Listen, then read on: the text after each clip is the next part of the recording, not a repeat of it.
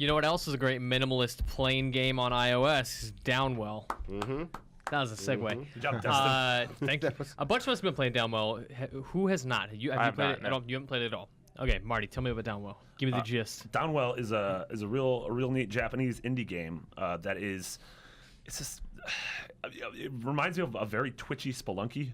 Yeah. And I think we were talking about this yesterday, and someone was like, "Well, Spelunky is twitchy, but this is like It's like more if so. Spelunky was like an arcade game." And it was set in like the worst Battletoads level where you're falling down that.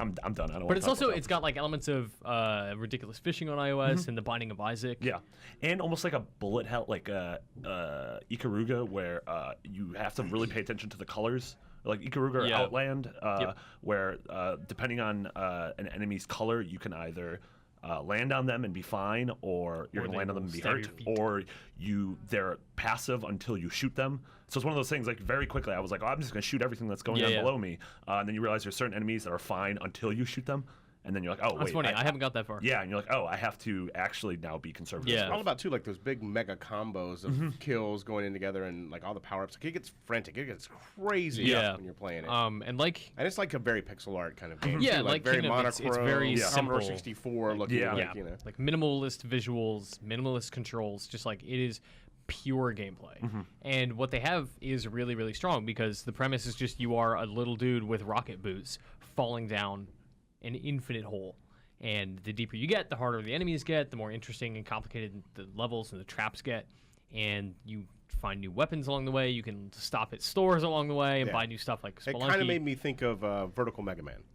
Yeah, a little bit, right? Yeah, I could. Yeah. Where you're picking up and like you're getting contra weapons like lasers Yeah. and shotguns and spread shots and things like that, and they all have different purposes. And there might be times where you see a laser pick up and you're like, nah, man, this shotgun's doing well. Yeah, you have like little followers that can also like Yeah. track and shoot for you, and yeah, but it's crazy. I still haven't figured it all out. Like on your recommendation, I played it a little bit Yeah. last night, and it's it definitely is intense. There's a lot to it too. Like you have limited ammo depending on the ammo type you have, and you just shoot these things out of your feet as you fall, and that can either it'll kill guys, but it's also good for platforming. Like you can use it to propel yourself up. So if you miss something you want, you can go back and get it.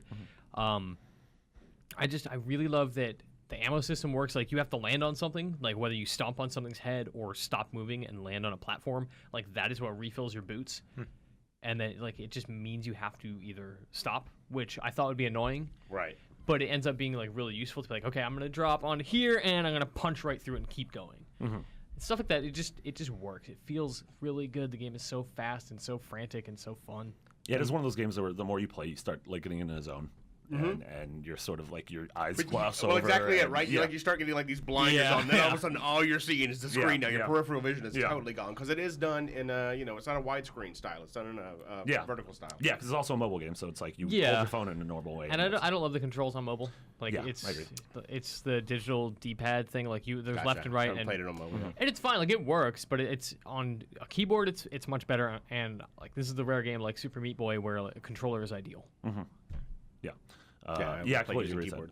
that. I think it's cool too from if you zoom out a little bit, just this is an indie game that's blowing up, and it's Japanese, which we don't get a Yeah. lot of. Yeah, like the yeah, Japanese really. indie scene, which sort of didn't exist until a couple of years back, and is now slowly becoming bigger with events like Bit Summit and everything. So yeah, I don't know, very exciting. Q Games does some really good stuff. Yeah. Like the Pixel Junk games are on Steam now, right? Yeah. Like Oh yeah. like, Monsters and Monsters Shooter. and Eden. Is Eden on as well? I don't know if Eden's on there. God, That's a real Eden, good Eden game. was really good. Yeah.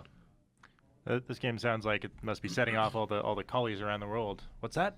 Mitch fell down the well? Was that a Lassie joke? Yes. Yes, it was. Was it a joke? Was that's the question. That might be literally Marty the thinks first it's funny. Lassie joke of any IGN podcast. Nah, Craig Harris used to make hot Lassie goose back in the day. Yeah, that's it. Like Downwell is a really cool game. You should play it. If we had a Game of the Week segment, that would be it.